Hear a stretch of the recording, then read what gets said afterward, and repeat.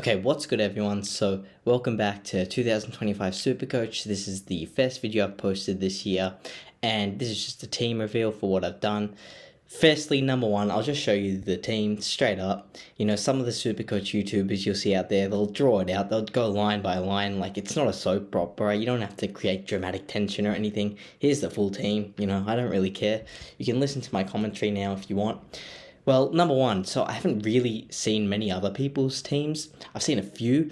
To be honest, I only just opened SuperCoach about maybe 5 hours ago today. I just logged in for the first time. And this is pretty much, my very first edition of my team.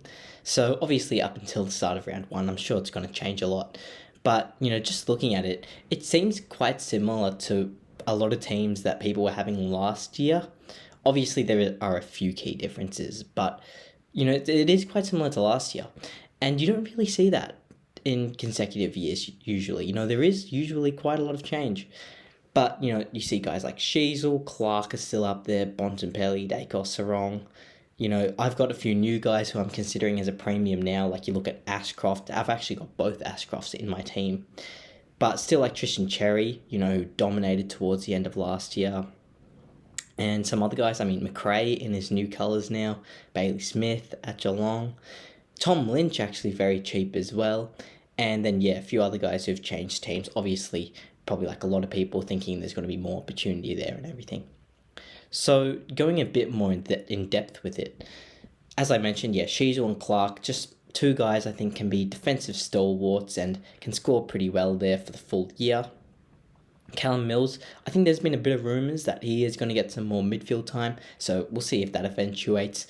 Either way, he is decently cheap, and Sydney's team does seem like it's probably going to regress a little bit. Obviously, Dean Cox coaching now and everything. I guess we'll see. Again, a lot of these are just, you see how they play out over the preseason games.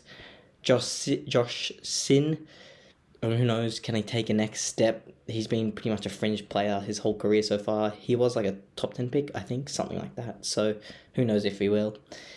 Travaglia, I think there's been a bit of hype around this guy. Again, rookies I don't really know too much about. Saad El Hawali, again, mid-season draft pick last year. Been a bit of hype around him, but then he got injured towards back in the last year. We'll see what he does. Whitlock and Jepson. Jepson just got signed the other day. Again, we'll see what happens. And then, Bontempelli. So, obviously, everyone got a bit of a discount this year in SuperCoach because of the flex player. And so he is under 700k now, compared to, I think last year was a bit above. I can't remember what he was at the start of last year. Let me check. I feel like he might have been like 730k or something. If I can. I'm sure I can. Again, I haven't really used this yet. Let me see, 2024. Where's the price? 720k to start off with. So last year. So a bit of a discount certainly. So I think he's a good starting pick, certainly. Safe, you know. He's safe. Will he get tagged? Will he not get tagged? Who cares? He's been tagged like so much the past 5 years. It doesn't really matter. You know, he's still been scoring well regardless. Dacos, apparently there's been injury concerns. Again, I'll just let it play out over preseason. Sarong, a really good starting pick for me last year. I remember in round one he scored like 170. So again, is he probably going to do the same in round one this year? Probably not. But he seems like he's a good starter to the seasons at least. So if you are going to own him, probably good to do it at the start of the season. That's probably the main basis of it there. Same as like a guy like Matt Rao. Like I haven't chose to start him here. But I think if you're going to start a guy like him, you probably would at the start of the season just because that is usually when he scores the most. You know, if you look back season to season for, Matt Rao. But anyway, Clayton Oliver, again, he is, at a pretty big discount from what we know he can do. Will he get back to his prime self? Who knows? I think especially if he's in a contract year, he's going to want to perform. I'm not sure if he is. Actually, no, he's got like a contract for like 5 more years. He's definitely not in a contract here, so he can pretty much just do whatever he wants, I guess. But anyway, like I mentioned before, both the Ashcroft brothers, I guess the thinking with Will Ashcroft is that he can probably turn into a premium this year. I mean, he won a Norm Smith, so he played well there. I still think Lachie Neale was probably the deserving Norm Smith winner. But hey, you know, he won it at the end of the day. But it is what it is. And I think he can probably take that next step. Maybe a 105-ish average, I reckon we can see from him. So if you look towards what he was doing at the end of last year, it was pretty crazy, coming back from that ACL. So now a full preseason. Where is this? Yeah. Oh, well, these games weren't that good, obviously, but 129, 92, 115, and then he did play well in the finals, obviously, as well. So he did have, quite a few games, probably, 6, 7 games towards that back of the season where he did play pretty well. So I'm confident starting him. Obviously, preseason, you let things play out. But yeah, Jack Carroll, crossing over from Colton, I feel like he really didn't get the opportunity he deserved there. I feel like he was definitely warranting a bit more. So we'll see what happens here. I feel like he is definitely a sub candidate, but again, we'll see. Paddy Dow obviously did the same thing pretty much from the year before, crossed from Colton to St Kilda. Did average okay. So yeah, maybe Jack Carroll can do something similar here.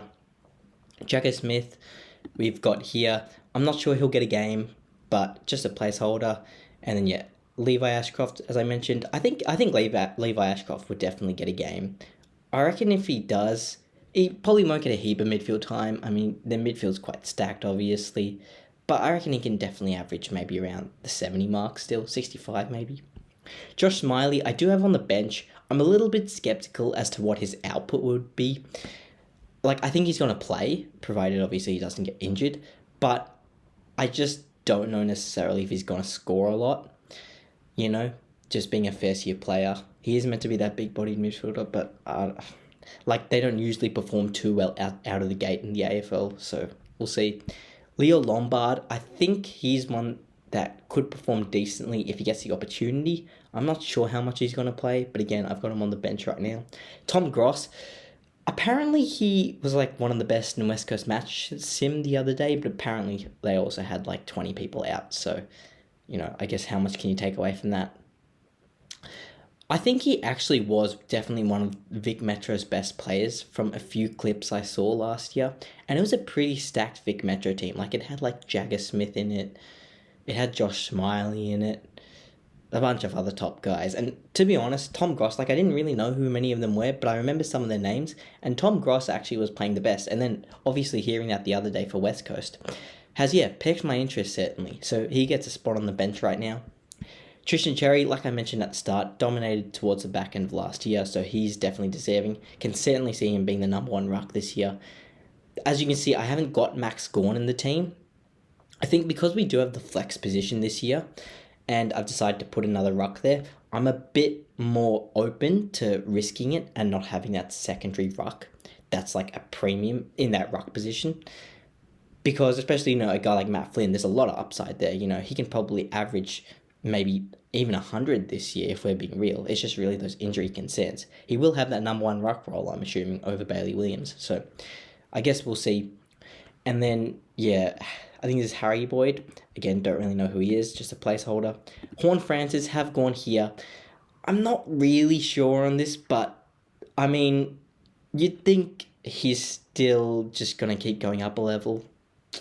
I guess we'll see, but I mean, there's not too many forward premiums, so I'm okay with taking a bit of a flyer on him.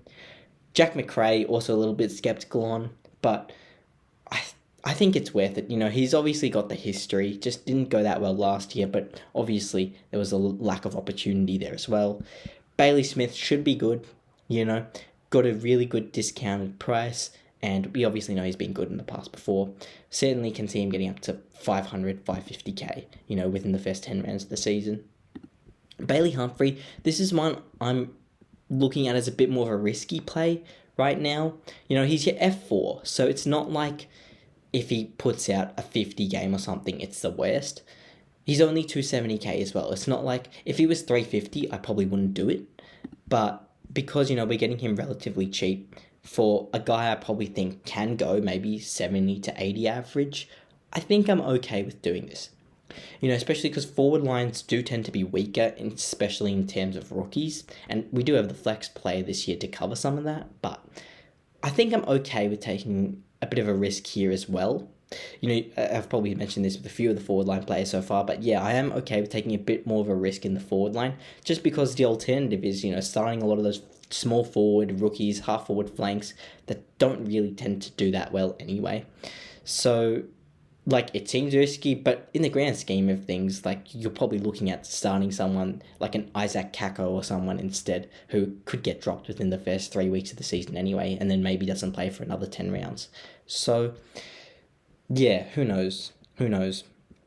Looking at these scores, I mean, yeah, there are definitely some low ones in there. Only that 1 century or ton for Bailey Humphrey last year. But who knows? Caleb Daniel, obviously a good experienced campaigner as well. New colours, we'll see how he does. Tom Lynch, look, if Tom Lynch is healthy, you think you've got to start him. He's pretty much a must-have. What's his ownership right now? It must be high. 67%, yeah, so it makes sense. Max Hall, again, just a bit of a name I've heard, not really too sure about him. And Archer Daywicks, again, not really too sure about him either. Actually, wait, that Tom Lynch thing, that was a break-even likelihood. That was not the percentage ownership. What is his percentage ownership? I don't know if it's going to say here. It just says 89%, 11%. Anyway, this guy, yeah, Archer Daywicks, again, not sure who he is, but he did have a decent percent ownership for right now, so we'll see. And Tom DeConning, interesting. I am going with a ruck player for the flex. It seems like it is a bit of a common theme. I think the main reasoning for it is because, you look at the ruck line every year. You've only got 2 positions, but like, if you did want to start another premium in any other line, it probably would be the ruck line. Like, every year in the rucks, there's quite a few people that average over 100, and you can only pick 2 of them. So because of that, I've chosen to put the ruck here. I think it should hopefully work out okay. I hope Mark Pittner doesn't play. I feel like it's the right decision. Just put Mark Pittner in the VFL. Let Tom DeConning just be the ruckman. Again, we'll see. We'll see how things play out. But for now, this is how the team's looking. Hope you guys enjoyed this video. I'm not sure how much, when the next video will be. Who knows? Maybe in a day, maybe in a week, maybe towards the start of the season. I really don't know. But anyway, that's pretty much all I've got for this video. Thank you guys all so much for watching, and I will see you in the next one.